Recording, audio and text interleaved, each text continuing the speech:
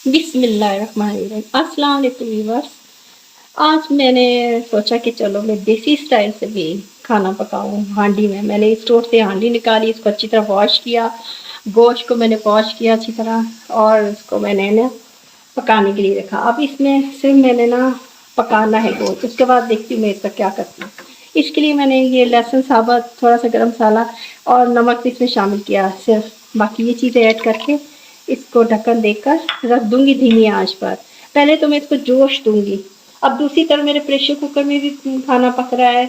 मैंने कहा चलो देसी स्टाइल से भी और जो आजकल की रवायत है प्रेशर कुकर में खाना पकाने की, उस स्टाइल से भी दोनों तरह से खाना पका कर देखती हूँ जायका किसका अच्छा होता है। उम्मीद करती हूँ कि इंशाल्लाह ताला इसका खाने का भी जायका अच्छा होगा। तजर्बा करने में क्या हर्ज है। वैसे मेरे पास हांडियाँ इस वक्त के लिए रखी, देखिए बिल्कुल नई हांडी है, मैंने लाहौर से ख़रीदी थी। बहुत ज़बरदस्त बिल्कुल नई हांडी है, एक दो दफ़ा शायद इसमें मैंने पकाया है। अब इंशाल्लाह ताला पहले इसको तेल आँच करके ना इसको गोश्त को जोश दूंगी। उसके बाद जब ये गल जाएगा, यानी कि तीन हिस्से इसके पक जाएंगे, इसमें यखनी निकल आएगी, फिर मैं इसका जो बनाना होगा वो पकाऊंगी। फिर व्यूअर्स, आज मैंने सोचा कि मैं देसी स्टाइल से क्यों ना कौरमा बनाऊँ। इसके लिए मैंने ये हांडी में गोश्त पकने के लिए रख दिया। ये देखें, ये पक रहा है गोश्त, ये देखें यखनी निकल आएगी एक तरह से, ज़बरदस्त पकेगा।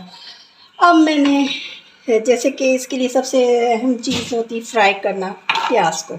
ये मैंने प्याज काट के रखे हुए हैं और मैं ये इलायचियाँ इसमें शामिल करती हूँ क्योंकि इलायची ज़रूरी होती है। अब मैं इसमें प्याज शामिल करूँगी। बिस्मिल्लाहिर्रहमानिर्रहीम।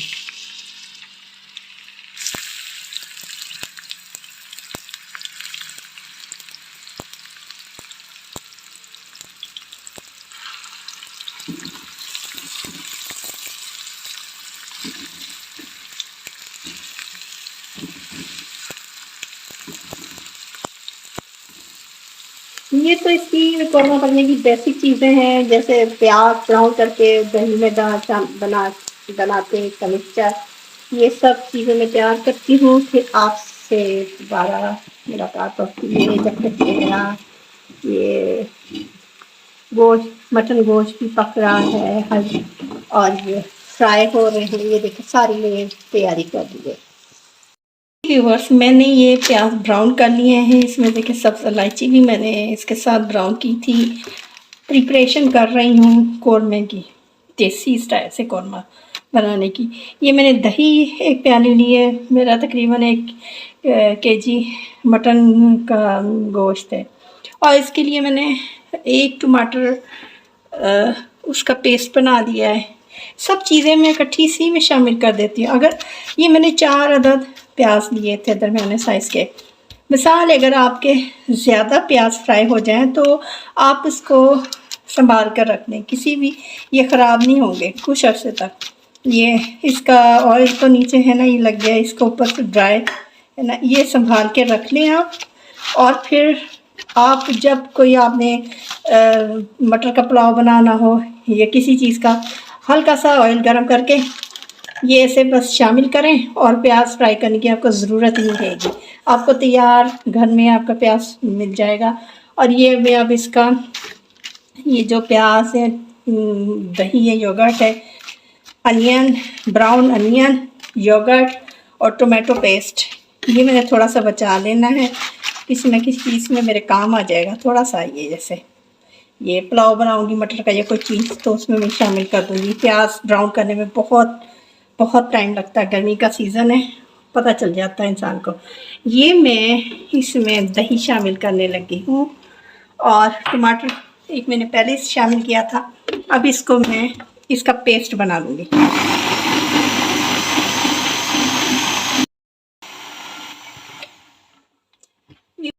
एक अहम बात भी आपसे शेयर करना चाहूँगी कि जो हमने जग में पेस्ट बनाया है, इसमें अगर हम थोड़ी सी यखनी गरम इसमें शामिल करके इसको थोड़ा सा और मैश कर देंगे तो ये बहुत अच्छा पेस्ट बन जाएगा। अगर ये यखनी नहीं है आपके पास तो आप पानी गरम शामिल करके इसको ब्लेंड कर देखना, इतना अच्छा पेस्ट बन जाता है। देखते हैं गोश्त के कितना गलना है। माशाल्लाह ये देखिए कितनी ज़बरदस्त यखनी इसकी तैयार हो गई है। हालांकि ये मैंने यखनी वाला पुलाव नहीं बनाया, ये बस मैंने देसी स्टाइल में कौरमा बनाने लगी हूँ। अब इसकी बोटी को चेक करते हैं कितना ये, वाह देखें, हांडी में पकाने का यही फ़ायदा होता है, कितना ज़बरदस्त ये गोश्त गल जाता है। ये उसकी हड्डियाँ होती हैं, इसका सारा गूदा जो यखनी होती है इसके अंदर आई है। मैंने इसमें कोई चीज़ शामिल नहीं की, यखनी का अपना कलर है। अब इसके बाद प्रिपरेशन करते हैं, सिंपली है तरीका। ये यखनी मैं निकालूंगी, इसी गोश्त में सारे मसाले शामिल करके भून कर यखनी ये दोबारा इसी में शामिल करनी है, इसी से हमारे खाने का जायका आ जाएगा। ये देखिए व्यूअर्स, सारा गोश्त मैंने अलग किया है और यखनी उसकी अलग निकाल दी। अब जितनी यखनी हमने इसमें शामिल करनी होगी इसमें शामिल कर लेंगे, बाकी जो हम फ्रीज़ कर लेंगे ये दाल में, सब्ज़ी में और मटर का पुलाव, जो भी चावल बनते हैं जिसमें गोश्त इस्तेमाल नहीं होता, ये गोश्त का काम करेगी यखनी। बहुत जायका आता है इसको, बहुत ज़बरदस्त। मैं तो कई साल से इसी तरह करके फ्रीज़ करके रख देती हूँ कि उसमें जमा के, और ये गोश्त तैयार हो गया है, अब पक गया है, या बस थोड़ा सा कसर रह गई है इसको। अब इसमें बाकी जो मसाले हैं, ये तो घर का कुछ मसाला था, कुछ बाज़ार के मैंने इसमें मसाले शामिल किए हैं। जो पैकेट्स होते हैं बड़े ज़बरदस्त, उनके जायके अच्छे हो जाते हैं।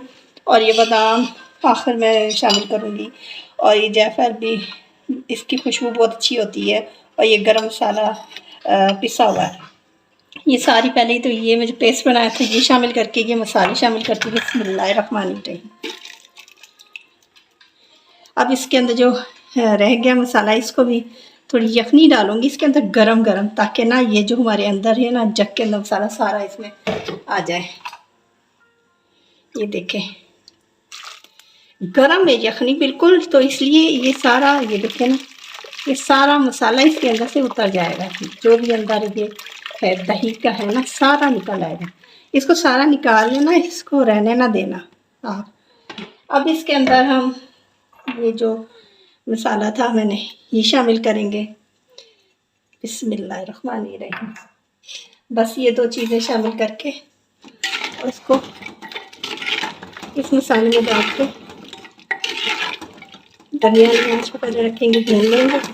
भून कर जब इसका ये गल जाएगा, यानी कि जब जान हो जाएगा मसाला ये दही और इसके पेस्ट में, फिर यखनी भी साथ थोड़ी थोड़ी शामिल कर लेंगे। जितना हमें रिक्वायर्ड होगा इसकी ग्रेवी उतनी हम कर लेंगे। अब इसको पकाते हैं,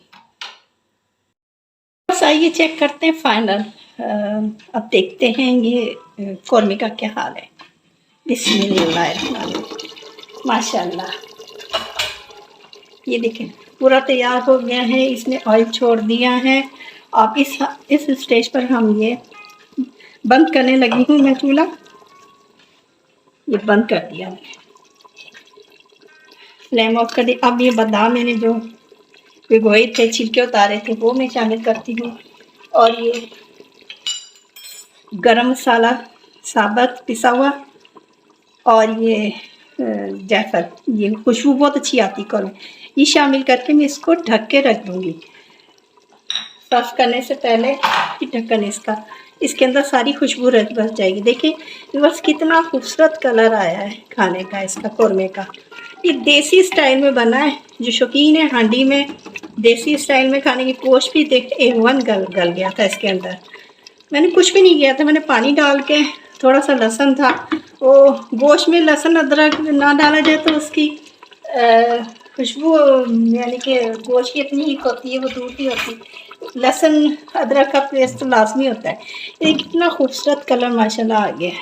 ये नहीं कि मैंने पकाया है, मैंने अपनी तारीफ़ करी, बस हांडी में मैंने पकाया है इस स्टाइल में कौरमा।